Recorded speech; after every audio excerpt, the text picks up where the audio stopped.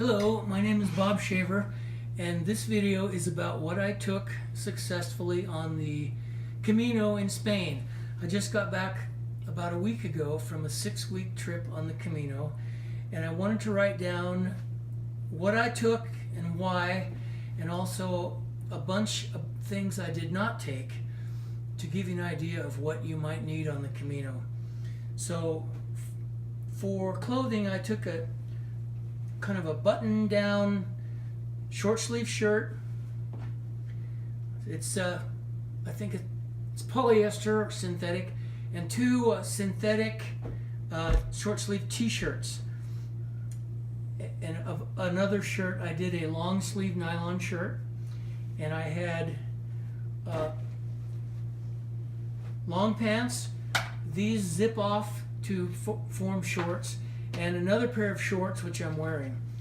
Of clothing, I also had a handkerchief, and my nose ran profusely and I had a cold, so I would blow my nose and then wipe my face off and stick this in my back pocket, so I didn't have to carry a lot of Kleenex, or just to keep the whole operation not quite so messy.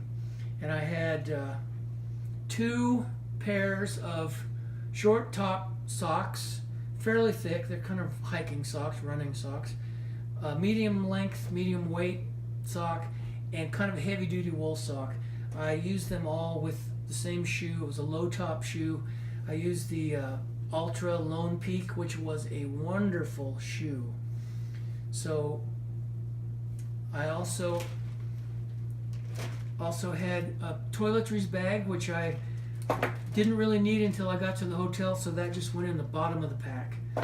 And what is in here, I have a synthetic sort of a towel, a light towel, a small towel. Carried a little bit of toilet paper just in case I needed to go in the middle of nowhere. I never had to use it, but I wanted it just in case. A little bit of deodorant. I talked to several pilgrims who said they didn't take a shower and they didn't use deodorant for 30 days. And I'm thinking, are you guys nuts? There's no reason not to take a shower. You have hot water every night, and you might as well, I mean, what is that way? You just put in some deodorant. Do yourself and everyone around you a favor.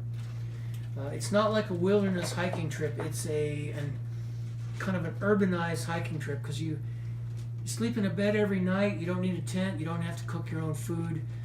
You have electricity and Wi-Fi several times a day, but almost always at night. And you take a hot shower every night, and you have a sink and running water. A disposable razor, just in case. I didn't shave the whole time I was there, so I ended up with a Ernest Hemingway type beard. Scissors for trimming whatever you need to trim, cutting open packages if you had to. This is shower gel, which I got at a hotel. Fingernail trimmers, which I used several times. I had a little file which I used on split nails and stuff. Dental floss.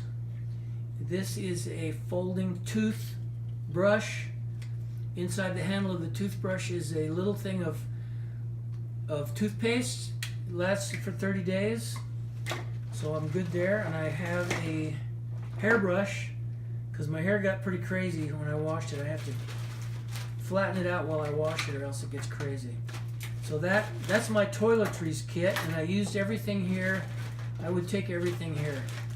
I also had a camera. I took a digital camera, a Sony A6000. It has a wide-angle lens.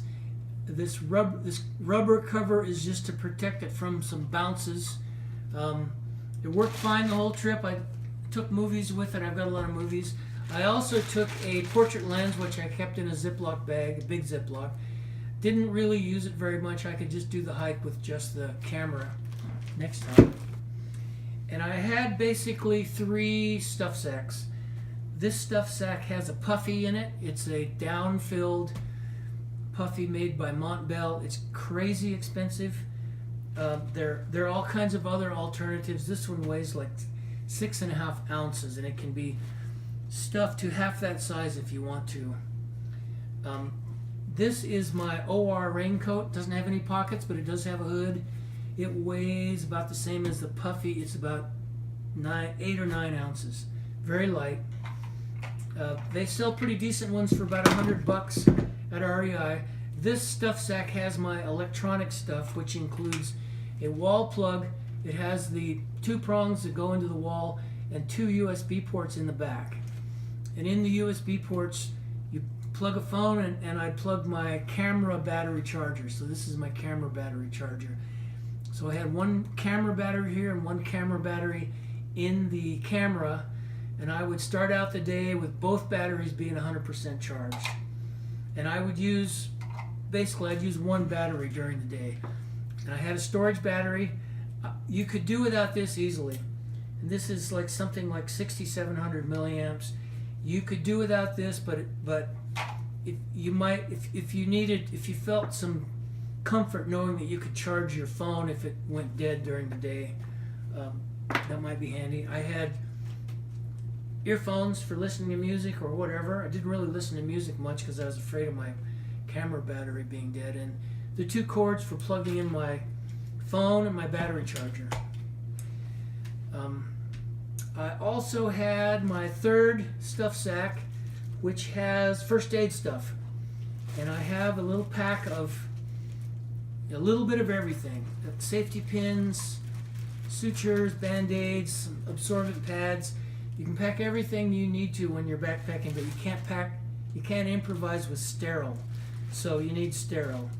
And I take this all the time and I never use it, but I take it anyway as a precaution, because I have been on trips where other people in the party fall and get scraped up real badly, and you feel like crap if you can't help them get patched up and get moving again. I'm diabetic, so I take a round of antibiotics because I don't want to get an infected blister.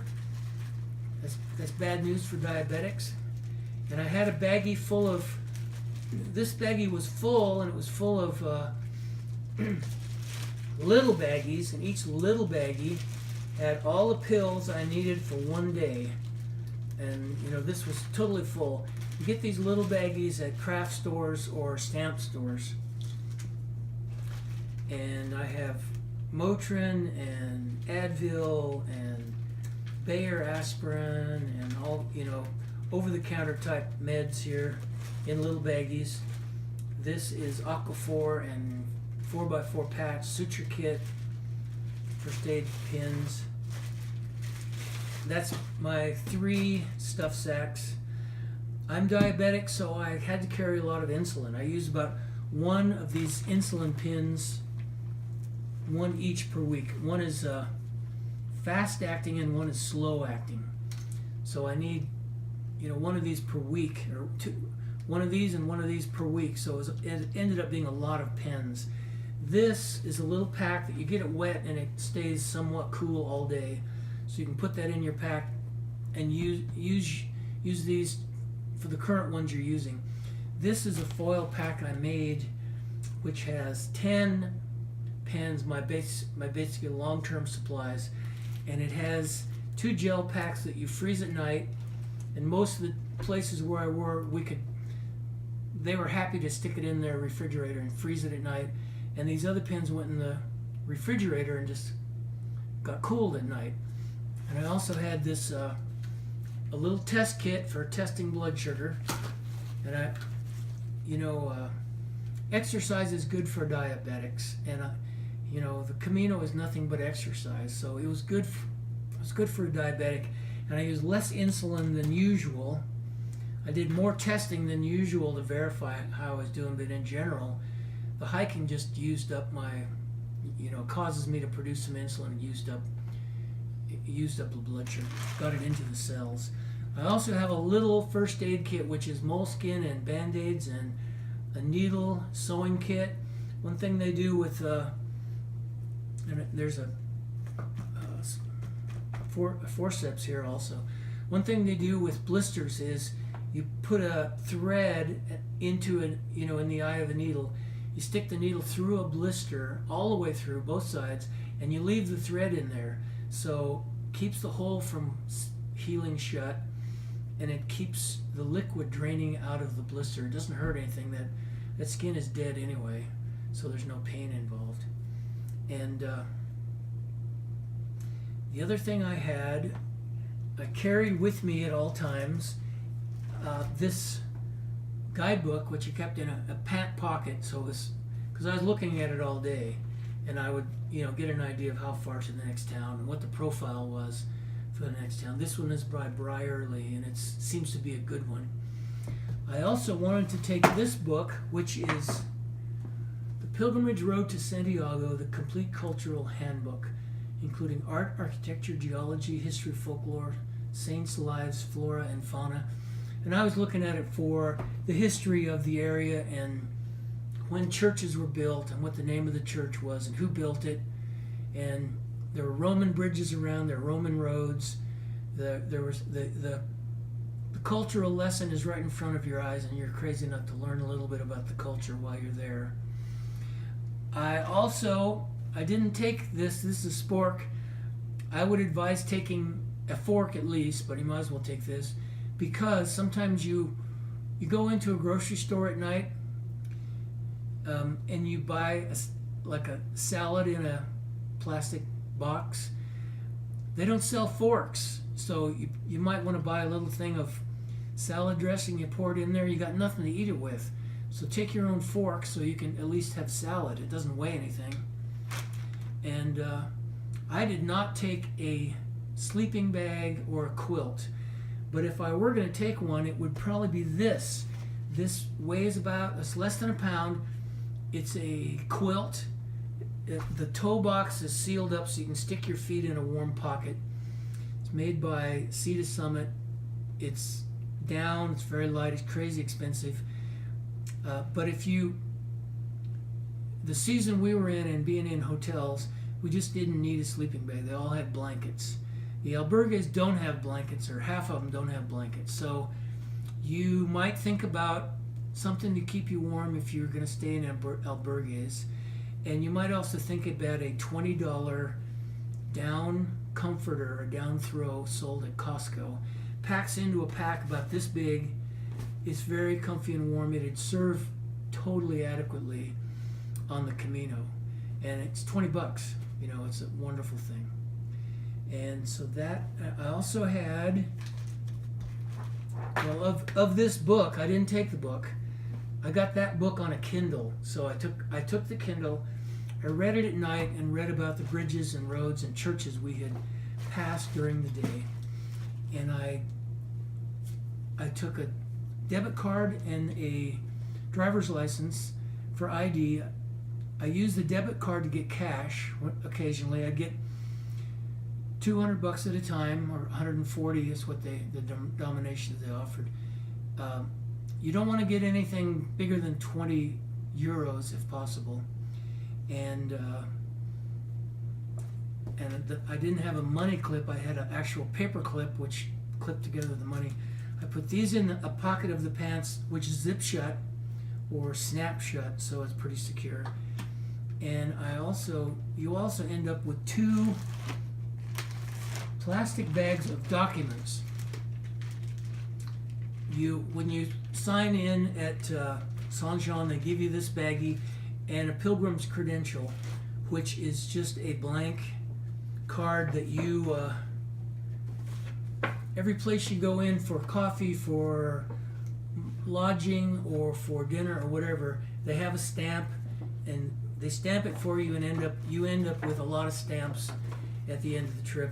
And there's no particular point. Maybe it's a collector's item, but if you get enough stamps for the last 100 miles, you're qualified to get a Compostela, which is a little diploma document that says you did the hike. And when you check in at a hotel, they want 3 things. You want to get your pilgrim's credential stamped, they want your passport, and you pay for the room with a credit card. So these 3, you're going to use them together, you might as well keep them together. And then I put this in my pack, and I'll show you where.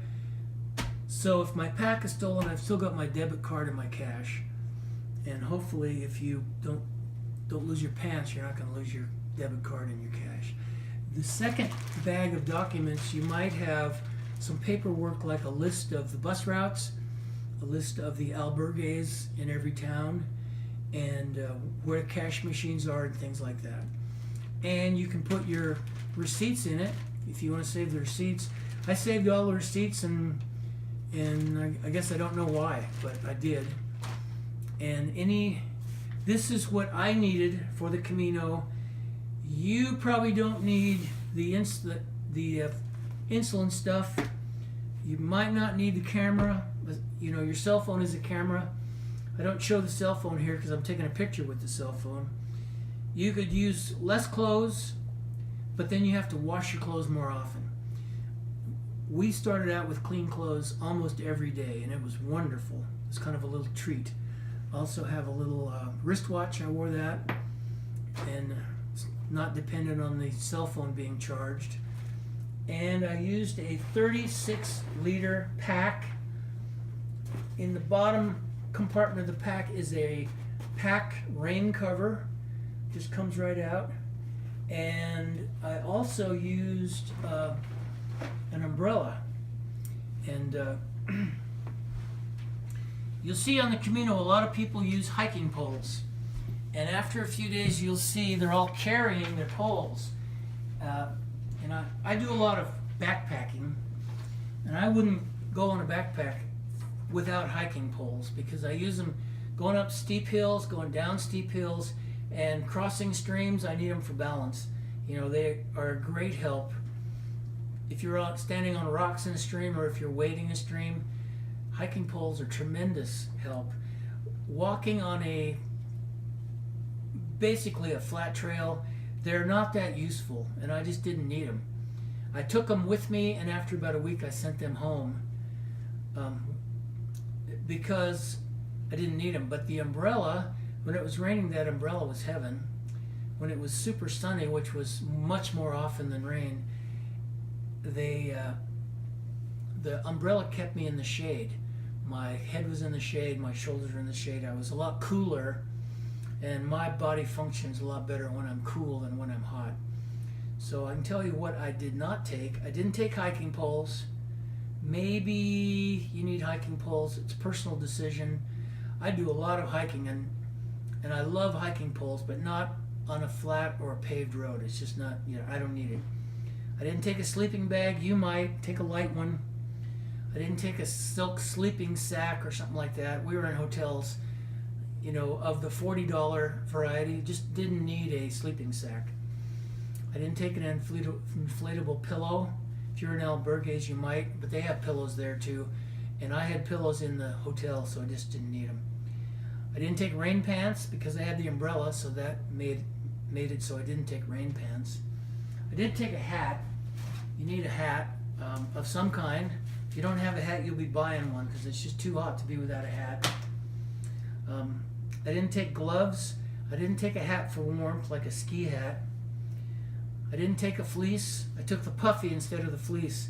And this puffy is a lot lighter than fleece of any kind. Fleece or pile or whatever you want to call it. I didn't take any. The only long sleeve thing I had was this nylon shirt. Depends on the weather. We started June the 10th, finished in July the 19th or something like that. It was just warm enough we didn't need a lot of cold weather gear. I didn't take a money belt because here's my money clip. If you have a money belt, you can put all your cards and money into the belt, and you can wear it under your clothes and no one will see it, but then it gets sweaty and wet and your passport gets wet.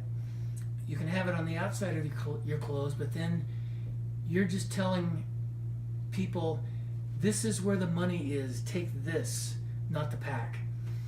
And I didn't feel insecure or unsafe at any time on the Camino. It's just not a threatening place, and the people, even in the cities, they just didn't seem threatening. I didn't feel any sense of threat at all. So I didn't take a money belt. I took, you know, a clip with $100 in it, and I would keep. I had $200 at all time, or 200 euros at all time, And when I said dollars for the hotel or the albergue, what I meant was euros. And 140 euros cost like $170. I didn't take a laptop, I didn't take an iPad, I did take this Kindle and the cell phone. I didn't take bug spray, I didn't take a windbreaker. This is as good as a windbreaker. So I will pack all of this stuff up and weigh it and tell you what it weighs. It's fairly light. And I will also show you the order in which I load the pack, because the pack, I load the pack so that I don't have to get into the pack all day. I can get anything I want on outside pockets of the pack, and I will show you how that works.